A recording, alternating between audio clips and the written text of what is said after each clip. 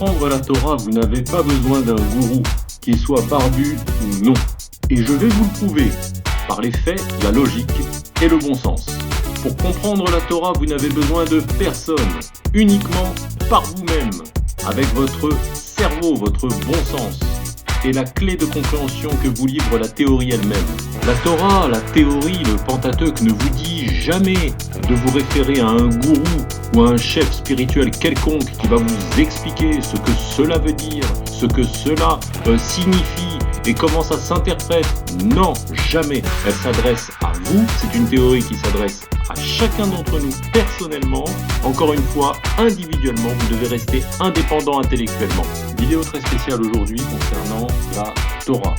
Tout d'abord, en préambule, je rappelle que Radio Responsable est laïque à 100%, laïque à 100%, c'est-à-dire indépendante de toute organisation religieuse ou partisane.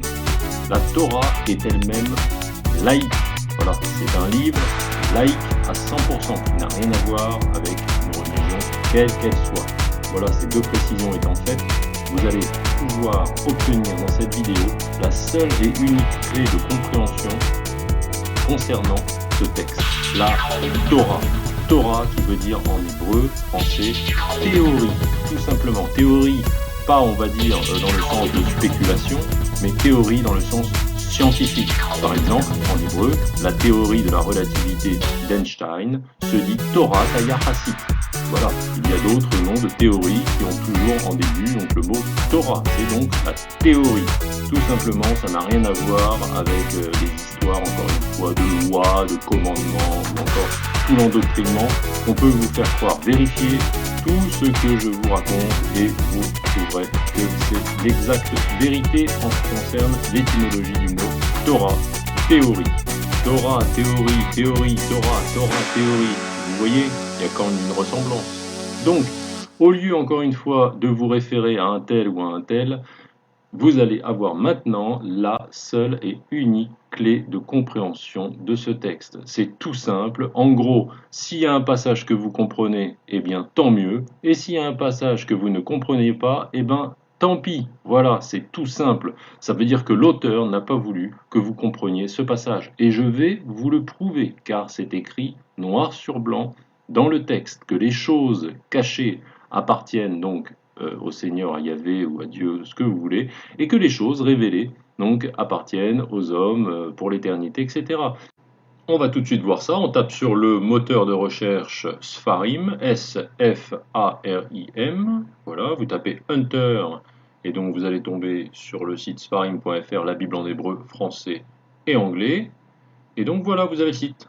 En ce qui concerne le propos essentiel de cette vidéo, vous trouverez ce passage dans le Deutéronome, chapitre 29, verset 28. Vous rentrez sur le site Sfarim, vous tapez le Pentateuque, et donc là nous allons avoir l'élément le plus important, le clou donc de la vidéo, où il est bien écrit que les choses cachées sont à Dieu, les choses révélées sont aux hommes. Donc vous tapez toujours dans l'onglet en bas à gauche, moi j'ai tapé le mot caché, donc C-A-C-H-E accent aigu E-S, car je sais qu'il est contenu dans ce verset. Voilà, le petit vecteur, vous allez avoir le verset qui vous donne donc la seule et unique clé de compréhension. La voici, vous voyez, elle apparaît là. Les choses cachées appartiennent au Seigneur notre Dieu, mais les choses révélées appartiennent à vous et à nos enfants jusqu'aux derniers âges. Et voilà en gros plan, les choses cachées appartiennent au Seigneur notre Dieu, mais les choses révélées importent à nous et à nos enfants jusqu'aux derniers âges, afin que nous mettions en pratique toutes les paroles de cette doctrine. Voilà la preuve. C'est tout simple, voilà. Dès que vous comprenez un passage, c'est qu'il est fait pour être compris, et donc il n'y a aucun problème là-dessus, un enfant de 5 ans peut comprendre, par exemple les 10 paroles concernant le bien et le mal, tu n'assassineras pas, tu ne voleras pas, tu ne convoiteras pas le bien de ton prochain, tu ne feras pas de témoignages mensongers, etc., etc. Donc les 10 paroles, vous les trouverez dans l'Exode, chapitre 20. Voilà, vous rentrez sur le site, le Pentateuque, vous tapez. Donc là, vous avez donc le départ de la Bible, en français du côté gauche et en hébreu du côté droit. Vous tapez sur Recherche, l'onglet là-bas, le deuxième. Vous écrivez un mot. Au préalable, moi je sais que le mot quelconque est contenu, on va dire, dans les 10 paroles. Et je sais qu'en tapant sur le petit vecteur, je vais tomber sur le verset en question. Les voici, donc les 10 paroles. Nous y sommes, donc on va dérouler le texte. Donc voilà, donc, nous avons ici les premières paroles. Alors je ne vais même pas en parler car là il s'agit d'un rapport, on va dire, entre l'homme et Dieu. Donc ça, encore une fois, hein, Radio Responsable est une radio laïque, donc il est hors de question que je me pose sur ce terrain-là. Par contre, ensuite, vous voyez là, honore ton père et ta mère, ça concerne, on va dire, l'homme et l'homme, hein, donc ne commets point d'homicide, enfin ne commets pas d'assassinat, ne commets point d'adultère, ne commets point de larcin, donc de vol, voilà, et ne fais pas de faux témoignages, ne convoite pas la maison de ton prochain. Bref, vous faites dérouler le texte, hein, et vous allez avoir ces quelques paroles à respecter. Il n'y a pas d'équivoque, c'est tout à fait compréhensible. Par contre, à chaque fois qu'il y a un passage qui vous pose questionnement, où vous me dites « Ah ben là, je ne comprends rien », eh ben stop, n'allez pas chercher plus loin. Parce que, encore une fois, il est strictement interdit dans le texte lui-même, qui n'est qu'un mode d'emploi finalement, d'ajouter quel que soit un commentaire ou on va dire une appréciation sur l'original. C'est strictement interdit et je vais aussi vous fournir la preuve dans cette vidéo. Et voilà, vous rentrez donc dans le Pentateuque, toujours la même démarche, sur le même site, vous tapez recherche, vous tapez donc un mot, ici j'ai tapé donc ajouter, car je sais qu'il est contenu dans le verset.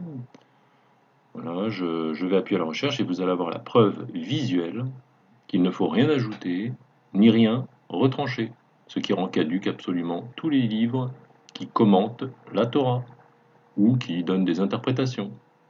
Voilà, vous choisissez, c'est Deutéronome chapitre 13 verset 1 et vous trouvez tout ce que je vous prescris, observez-le exactement, sans y rien ajouter, sans en retrancher rien. Voilà la preuve, en gros. Tout ce que je vous prescris, observez-le exactement, sans y rien ajouter, sans en retrancher rien. Voilà.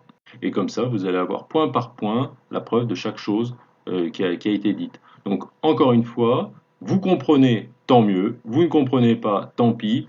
Tout le reste, c'est de l'orgueil et de la vanité. C'est-à-dire que si vous cherchez à aller voir un tel ou à lire dans un commentaire d'un texte qui va faire, on va dire, une appréciation, une interprétation de ceci, de cela, c'est que vous-même, vous êtes vaniteux, orgueilleux, on va dire, ou vous avez peut-être de la curiosité malsaine et vous allez vous compliquer l'existence. C'est un texte tout simple, voilà, Torah, c'est tout simple, une théorie toute simple, qui est à la portée de tous, de l'enfant, de l'adolescent, de l'adulte et de la personne âgée. Il n'y a aucun problème, il n'y a aucune, on va dire, restriction, mais tel que le texte est, tout simplement, EST. Voilà, il ne faut pas aller chercher midi à 14h. Sinon, encore une fois, c'est, on va dire, de la perversion mentale, et dans ce cas-là, on peut rien faire. Dans ce cas-là, effectivement, dirigez-vous vers une religion, et vous y trouverez votre place, parce que justement, là-bas, il n'y a que complications, confusion, et on va dire dogme. Voilà. La Torah, comme on l'a dit, sa définition, c'est donc théorie. Une théorie, c'est le contraire d'un dogme. Et donc, quelle est la conclusion de cette théorie? Eh bien, justement, de choisir la vie et le bien. Et oui, c'est écrit, noir sur blanc, regardez. Toujours même procédure, hein, le site Sfarim, vous tapez sur le Pentateuque, Torah, donc Torah qui veut dire théorie, mais ils ont traduit ça par Pentateuque, l'onglet recherche. Voilà. Donc, vous mettez donc un mot. Ici, le mot propose, je savais qu'il était dedans. Donc, je trouve, vous voyez, je vous propose en ce jour, d'un côté la vie avec le bien, de l'autre la mort avec le mal. Bon, ils ont traduit ça comme ça. Je vous lis le texte en hébreu si vous le souhaitez. Re natati lefanecha hayom et achaim ve'et atov ve'et amavet ve'et ara. Voilà, ce qui veut dire regarde aujourd'hui, je t'ai donné à la fois la vie et le bien, et la mort et le mal. Et un peu plus bas, là où je recherche le verset, je vais vous le mettre. Il attire votre attention que la seule chose, entre guillemets, que Dieu, dans le texte, attend de vous, c'est que vous choisissiez la vie Voilà, c'est écrit là, choisis la vie. En ce qui concerne la vie et le bien, vous trouverez ce verset donc dans le Deutéronome, chapitre 30, verset 15. Donc voilà, comme vous l'aurez remarqué, je vous aurai donné à chaque fois les références, hein, que ce soit le chapitre et le verset.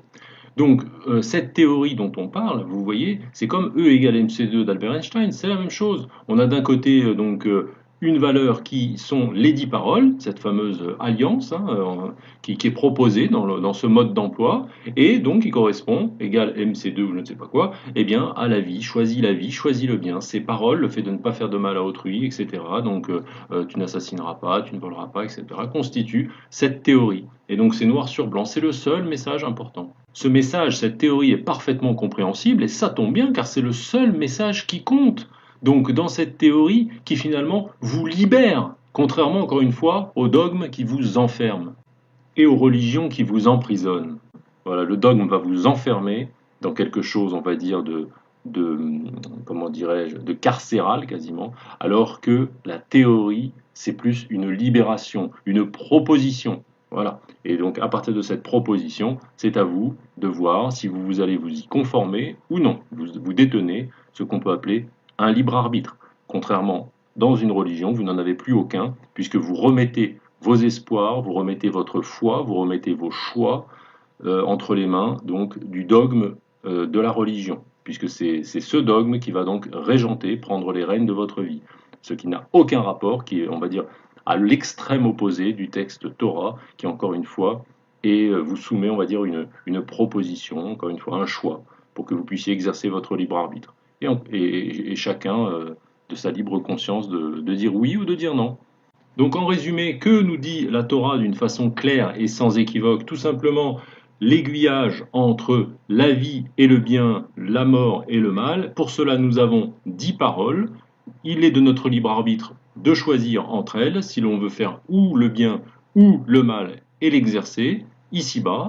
Que cela est parfaitement suffisant, qu'il n'y a rien à ajouter et rien à retrancher à ce message, que l'on a besoin de personne pour comprendre ces paroles ou pour nous les interpréter. Elles sont simples, la Torah est simple, la théorie est claire, n'importe qui pourrait le comprendre, ça tient de la logique et du bon sens, et en plus, nous avons cette fameuse clé de compréhension sur laquelle on va conclure cette vidéo, c'est-à-dire qu'en fait, lorsque l'on ne comprend pas quelque chose, eh bien il faut en rester là, il faut l'accepter, il faut avoir l'humilité de dire « stop, je ne comprends pas » et je me contente de ce que je comprends.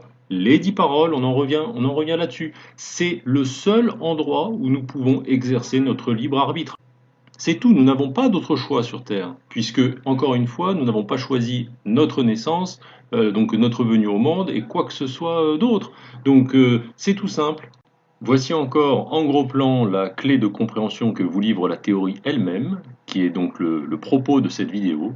Les choses cachées appartiennent au Seigneur notre Dieu, mais les choses révélées importent à nous et à nos enfants jusqu'au dernier âge, afin que nous mettions en pratique toutes les paroles de cette doctrine. Donc je le répète, encore une fois, ils ont traduit ça comme ça, c'est un petit peu d'une façon complexe. Hein. Si vous reprenez juste à côté à droite le texte en hébreu, il y a écrit tout simplement que les choses cachées appartiennent à Dieu et que les choses révélées appartiennent aux hommes et à leurs enfants pour toujours. Ils ont écrit jusqu'au dernier âge, c'est un peu space, c'est tout simplement écrit en hébreu, ad olam, c'est-à-dire pour non seulement pour toujours et pour tous les mondes, on peut traduire. C'est-à-dire que quel que soit ce qui se passerait dans l'avenir, les choses cachées resteront encore une fois à Dieu et les choses révélées, voilà, elles resteront aux hommes, tout simplement, parce qu'il faut l'accepter. Il y a une différence entre le Créateur et donc la création.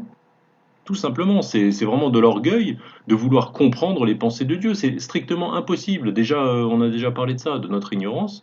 Mais donc, faut se contenter, ce qui est déjà très bien, d'avoir le mode emploi dans l'existence, donc entre le bien et le mal. Donc encore une fois, les 10 paroles, ça c'est révélé, c'est clair, n'importe qui peut le comprendre. Tu n'assassineras pas, tu ne voleras pas, tu ne commettras pas de faux témoignages, on en a déjà parlé. Voilà, ça c'est révélé, c'est sans équivoque. On n'a pas besoin de l'interpréter, on n'a besoin de personne pour comprendre ça. Il faut s'en contenter. Voilà, c'est tout simple. Encore une fois, l'autre disait comment dirais-je, heureux les simples d'esprit, car le royaume des cieux leur appartient, ou quelque chose comme ça, eh bien, franchement, c'est tout à fait ça. Il faut être simple, voilà. Les choses que l'on comprend, eh bien, si on veut, encore une fois, avec notre libre arbitre, on les applique, hein, il n'y a aucune obligation, encore une fois, c'est une théorie, la Torah. On est libre de la pratiquer, on est libre de l'accepter ou on est libre de la rejeter. Ça, il n'y a aucun problème là-dessus. Encore une fois, Dieu, le Créateur, n'est pas un dictateur, contrairement encore une fois, hein, parce que justement, il n'a pas besoin, on va dire, de religion, il n'a pas besoin de vous enfermer en prison mentale. Il vous donne un choix, c'est tout. Il vous donne un mode d'emploi, encore une fois. Voilà, c'est comme quand vous avez, je sais pas moi, vous achetez une machine à laver toute neuve, il y a un mode d'emploi à l'intérieur. Généralement, dans tout électroménager, vous avez un petit carnet traduit dans plusieurs langues avec un mode d'emploi. Eh bien, vous êtes libre de faire fonctionner votre machine à laver sans utiliser, sans ouvrir le mode d'emploi. Et généralement, ça fonctionne. Généralement, il n'y a pas de problème parce qu'on a un bon sens inné entre le bien et le mal. Donc c'est pareil au niveau d'un être humain. Vous n'êtes même pas obligé, encore une fois, qu'on vous souffle la réponse en vous disant tiens, ça c'est pas bien, ça c'est bien. On a la petite voix intérieure qui nous dit généralement quand on fait quelque chose de bien ou quand on fait quelque chose de mal. Et ben c'est pareil. Si vous avez besoin d'ouvrir le mode d'emploi, et ben la Torah est là pour ça. C'est une théorie. Elle vous énumère 10 paroles, on va dire, de droiture, voilà, pour exercer, on va dire, le bien, ou plutôt pour ne pas faire de mal aux autres. Voilà, c'est le mode d'emploi, c'est tout simple.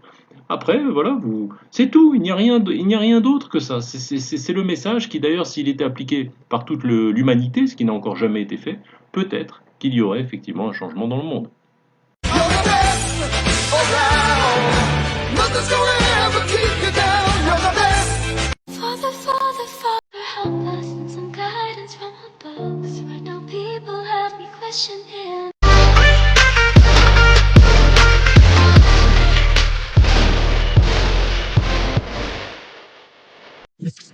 Les Juifs ne se sentent plus en sécurité en France. C'est une catastrophe.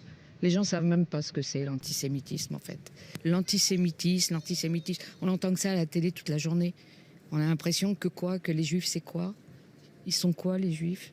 C'est des chiens, c'est des tueurs, des voleurs? C'est quoi? La LFI, tout ça là, tous ces partis de tarés là. Il faudrait que eux aussi, ils vivent avec leurs enfants ce que nous on vit avec les nôtres. Et ils comprendraient certainement. Jean-Claude, ça peut être un tournant dans la campagne. Pardon, oui, Johan qui voulait. Ça peut être un tournant dans la campagne, cette affaire, j'allais dire ce drame plutôt. Je ne sais pas si ça sera un tournant. Je crois que tout le monde a bien conscience où se trouve l'antisémitisme aujourd'hui. La question est posée. Je crois que tous les Français, enfin, en tout cas, tous les Français lucides ont la réponse. Je n'ai pas besoin de le rappeler ici. Quel est le parti qui a contribuer à ce que la parole antisémite et que les actes antisémites se développent de manière considérable dans ce pays? Voilà, on a la réponse. Donc maintenant, chacun se détermine en fonction. Mais la prochaine étape, c'est qu'il y aura un juif qui sera tué dans ce pays. On y va tout droit. S'il n'y a pas des mesures radicales qui sont prises, c'est la prochaine étape. Là, on n'avait pas connu ça depuis le 7 octobre. On a atteint le pire depuis le 7 octobre.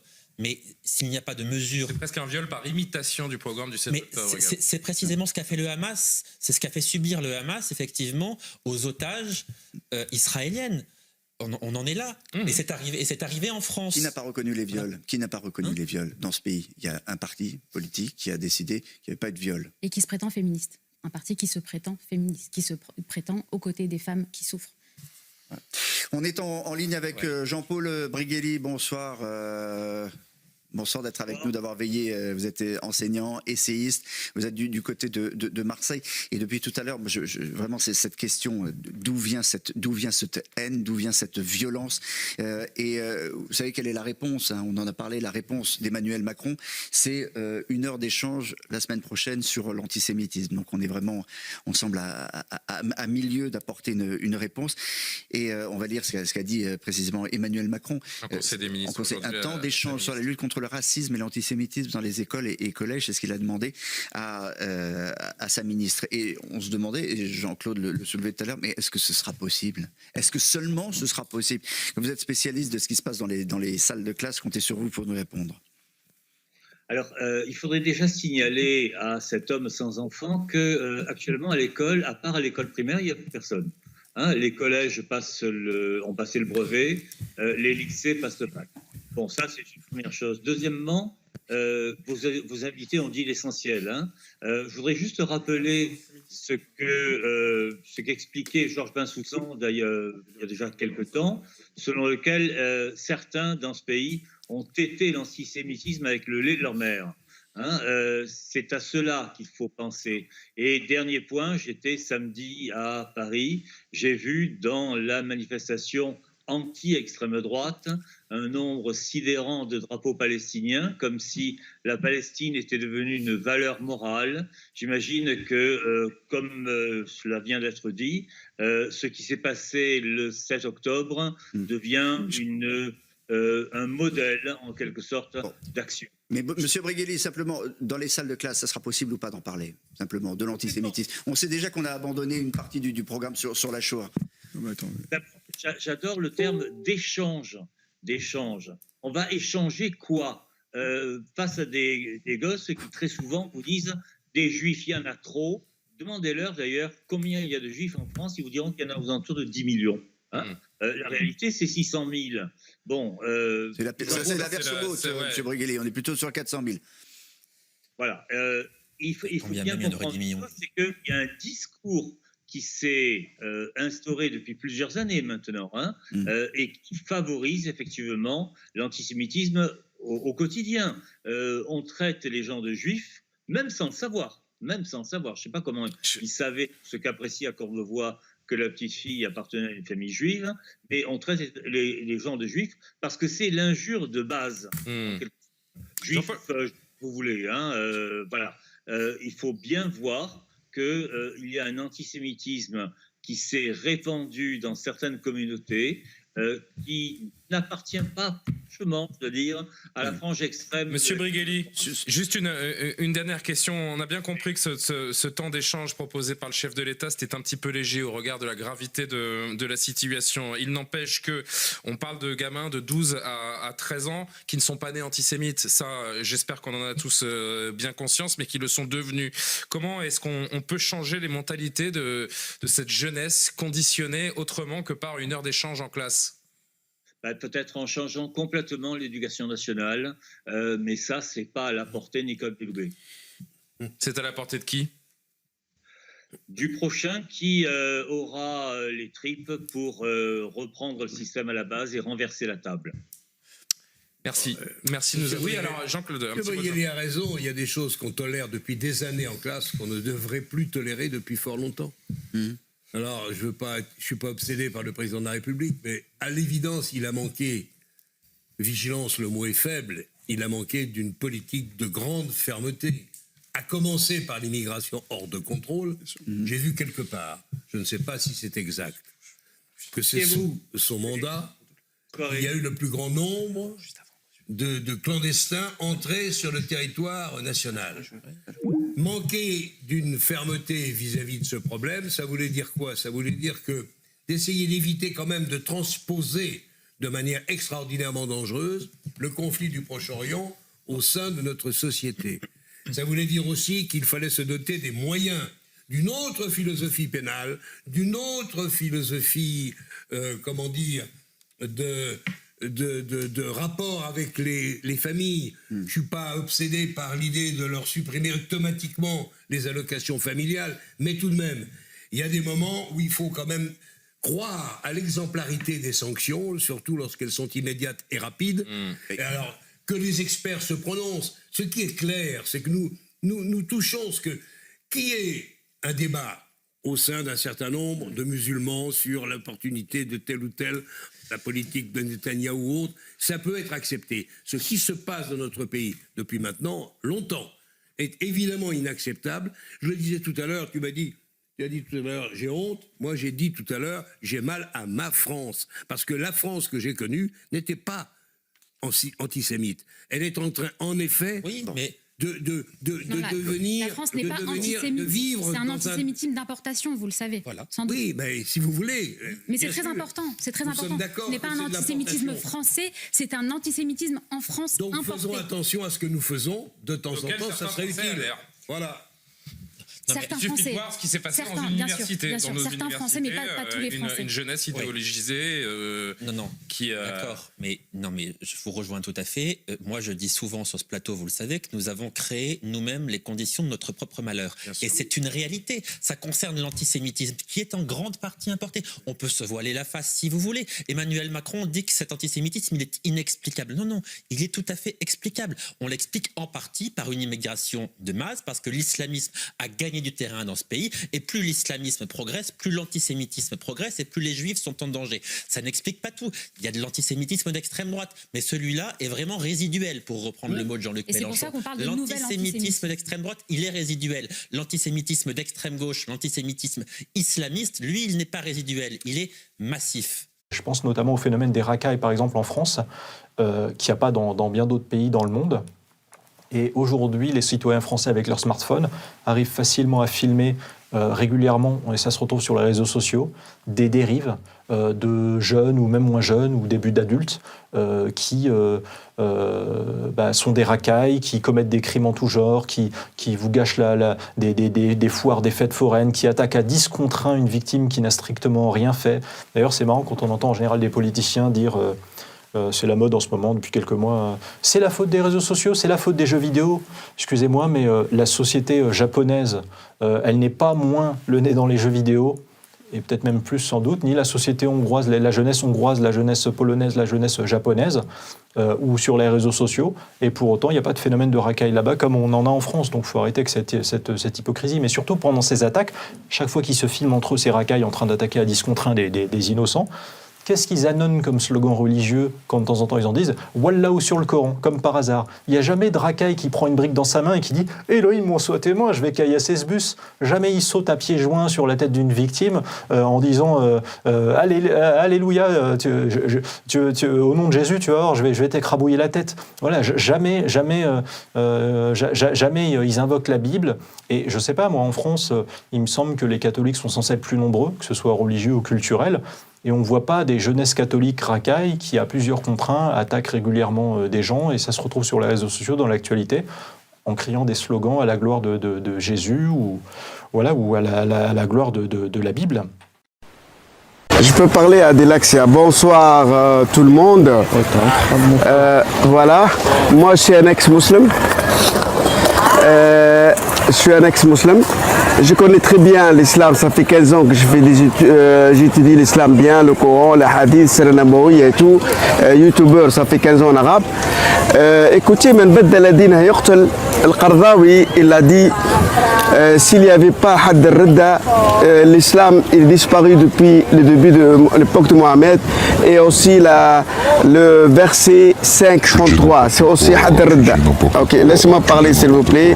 S'il vous plaît, je peux parler s'il vous plaît par éducation. Moi, je n'ai pas coupé. Je suis éduqué. Merci. Alors, pour moi, vous savez que c'est la mafia qui tue celui qui sort de la mafia. Oh, Aladdin Mao, oh, Aladdin Mao, oh, Aladdin. Ok, merci. Merci Adelax. Alors, vous savez que le mafia, pourquoi elle tue les personnes qui sortent de la mafia? Parce qu'il a su le secret et ils ne veulent pas qu'il va dire ailleurs.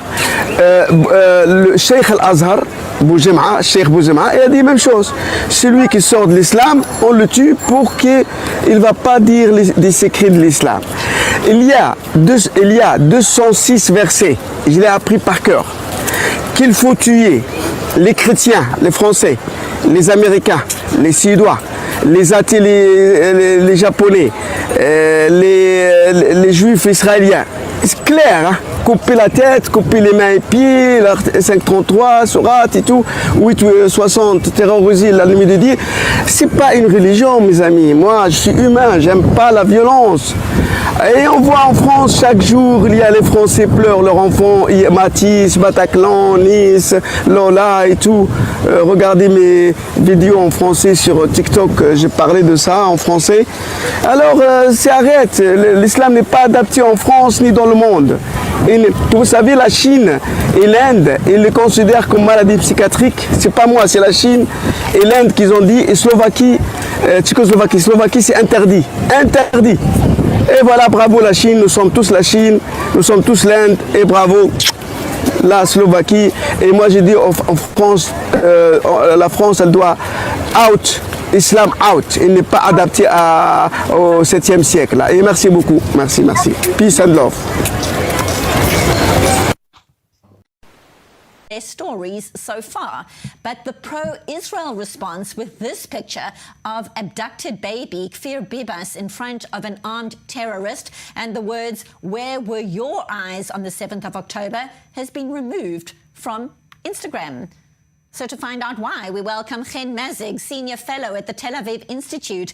Father, Father, Father, help us and some guidance from above. 'Cause right now people have me questioning